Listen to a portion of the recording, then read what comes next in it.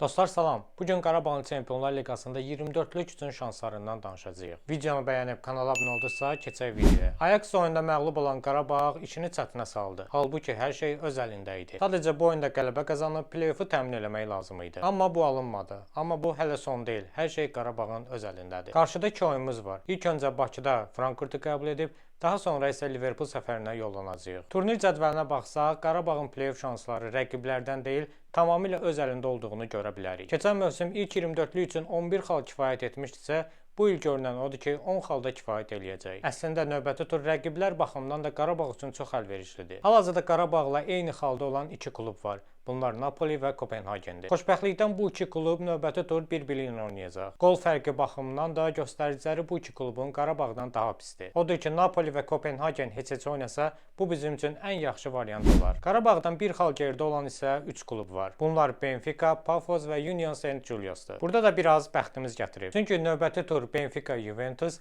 Pafos, Chelsea, Union isə Bayern München səfərinə yollanır. Əgər bir tərslik olmasa, bu 3 klub da növbəti tur xal itirəcək, hətta məğlub olacaq.